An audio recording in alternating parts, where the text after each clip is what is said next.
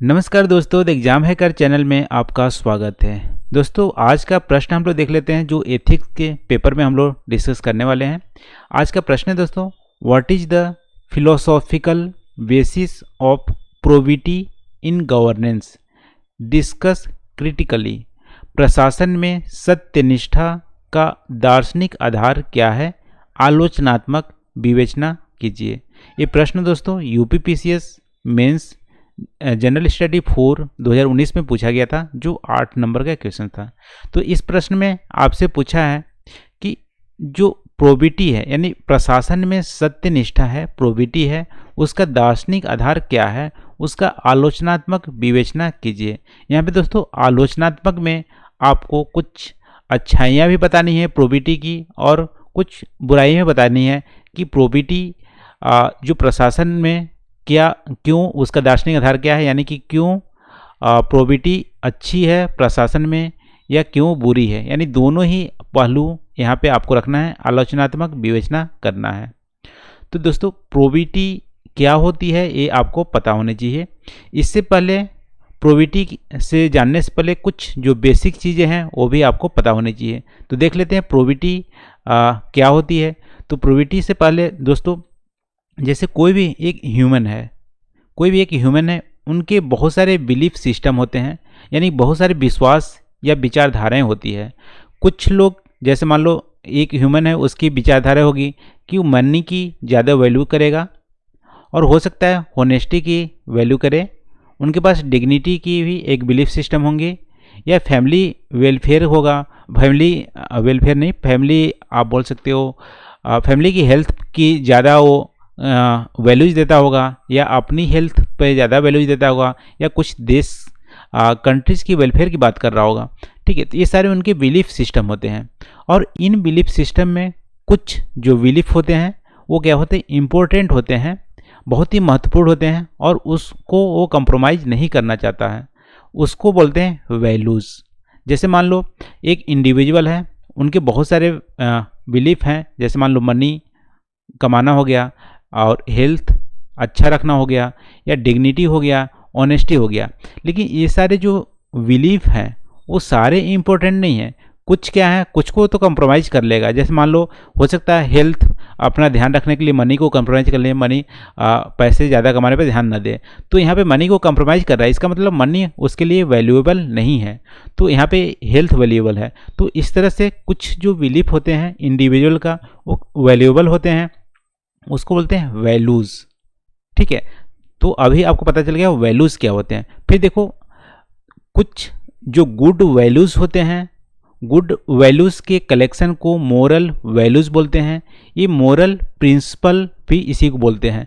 जैसे मान लो इंडिविजुअल के बहुत सारे बिलीफ सिस्टम हैं, इस बिलीफ सिस्टम में कुछ बिलीफ क्या है, इंपॉर्टेंट है, वैल्यूएबल हैं, और इस जो वैल्यूएबल हैं ये गुड वैल्यूज़ हैं। गुड वैल्यू के कलेक्शन से हमारा क्या बन गया, एक मोरल वैल्यूज़ बन गया। तो मोरल वैल्यूज़ क्या है, ह्यूमन वैल्यू के ही गुड कलेक्शन है, गुड वैल्यूज़ का कलेक्शन है। ये मोरल वैल्यूज़ क्या करते हैं, हमारे जो दैनिक जीवन में डिसीजन लेने में, राइट या रॉन्ग को चूज़ करने में हेल्प करते हैं।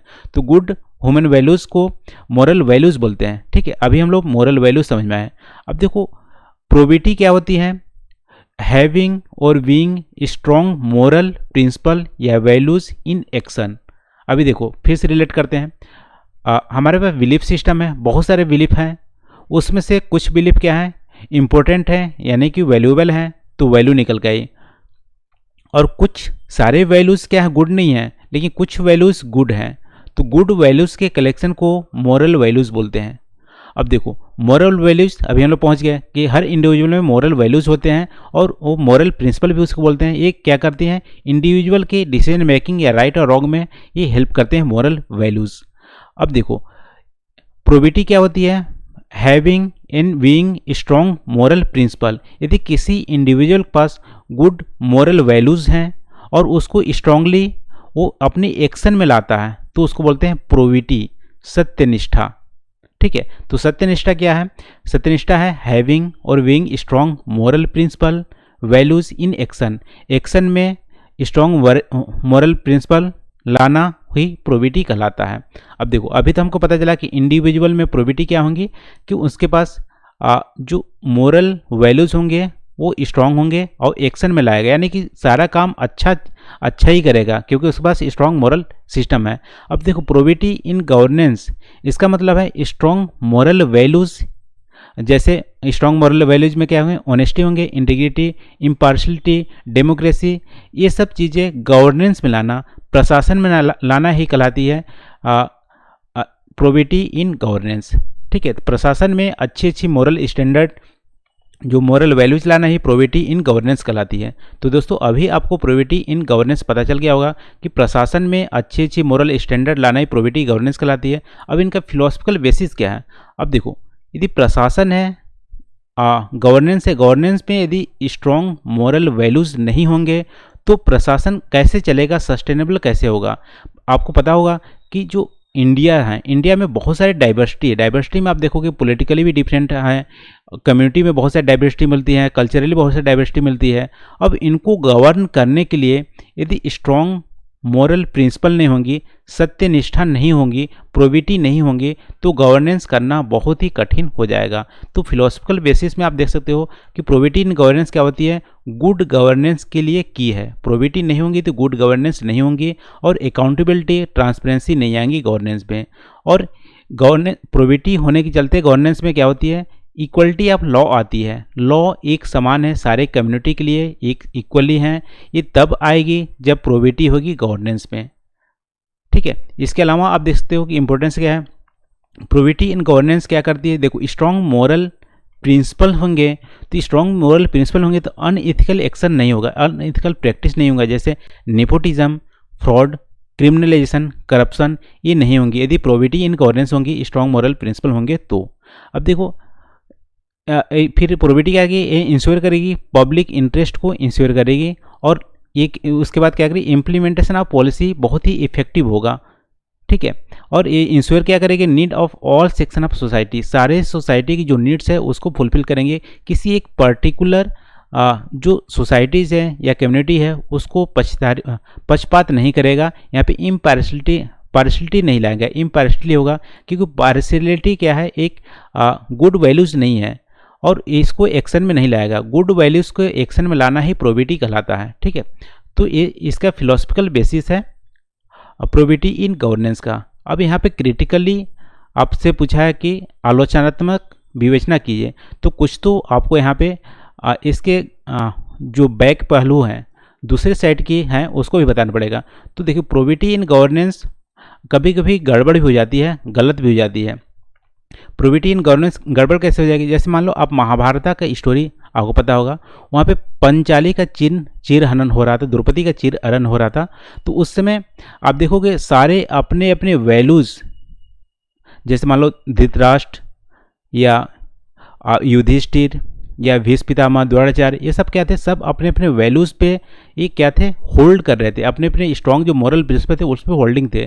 कोई अपना मॉरल वैल्यूज़ को छोड़ नहीं रहा था। उसके चलते क्या हुआ, किसी का अपमान हुआ, वहाँ पे चीरहरण हुआ। तो क्या है, वहाँ पे प्रोबिटी था, गवर्नेंस में प्रोबिटी थी, फिर भी वहाँ पे क्या हुआ, गलत हुआ द्रौपदी के साथ। तो वैसे भी रियल लाइफ में भी हो सकता है, पब्लिक सर्विस में हो सकता है। देखो लॉ क्या होती है, परफेक्ट नहीं होती है। एक सभी जगह से परफेक्ट का मतलब कि सारे पर्सपेक्टिव से आप देखोगे तो करेक्ट नहीं होती है। कहीं ना कहीं लॉ आपको किसी पर्सपेक्टिव से वहाँ पे गड़बड़ दिखेगी, लूप होल दिखेगी। तो यही लूप होल कुछ लोग क्या करते हैं, इसी लूप होल को फ़ायदा उठा के करप्शन करते हैं। अब यदि प्रोबिटी गवर्नेंस में रहेंगी, आप यदि ड्यूटी करोगे यानी लॉ के अकॉर्डिंग चलोगे, उस लूप होल को आप ध्यान नहीं दोगे, बोलोगे कि नहीं लॉ बोलती है तो लॉ के मैं फॉलो करूंगा, लूप होल पे ध्यान नहीं दूंगा, तो उसके चलते क्या होंगे कि यदि स्टिकिंग आप करोगे, स्टिक रहोगे अपने लॉ पे, अपने मोरल स्टैंडर्ड पे, तो उस समय क्या होंगे, कभी ना कभी उस लूप होल का लाभ उठा के कुछ लोग इंडिविजुअल जो होंगे करप्शन करेंगे, और वो करप्शन आप देखते रहोगे, लेकिन आप बोलोगे कि नहीं मेरे पास मेरा तो स्ट्रॉन्ग मॉरल प्रिंसिपल है, मैं तो ड्यूटी कोई ध्यान रखूंगा, लूप होल लॉ की गलती है, तो उस समय क्या होंगे, करप्शन होंगे या किसी के साथ अन्याय भी हो सकता है, जैसा द्रौपदी के साथ हुआ था। तो ये भी एक प्रोबिटी इन गवर्नेंस में एक ड्रॉबैक आप देख सकते हो। ठीक है, तो आज के लिए बस इतना ही दोस्तों। यहाँ पे हम लोग डिस्कस किए प्रोबिटी इन गवर्नेंस की आलोचनात्मक विवेचना की है। इसके दोनों पहलुओं पर ध्यान दिए कि प्रोबेबिलिटी इन गवर्नेंस में क्यों इम्पोर्टेंट है, प्रोबेबिलिटी क्यों होनी चाहिए, प्रोबेबिलिटी होती क्या है, और सत्यनिष्ठा ज़्यादा होने से कभी कभी अन्याय भी हो जाता है, कभी कभी करप्शन भी हो सकता है। ठीक है, तो आज के वीडियो में बस इतना ही दोस्तों, लेकिन आपसे रिक्वेस्ट है प्लीज़ कमेंट करके आप ज़रूर बताना कि हम लोग जो डिस्कस किए हैं वो सही है कि नहीं, या कुछ पॉइंट को आप ऐड या रिमूव करना चाहते हो। जो क्वेश्चन पूछा था वही हम लोग डिस्कस किए कि कुछ और ही डिस्कस कर लिए। ठीक है, तो अपना आप यहाँ पे व्यूज़ ज़रूर देना कमेंट सेक्शन में, और वीडियो कैसे लगा वो भी आप ज़रूर बताइएगा। तो थैंक यू फॉर वॉचिंग, मिलते हैं अगले वीडियो में नए क्वेश्चन के साथ। Thank you.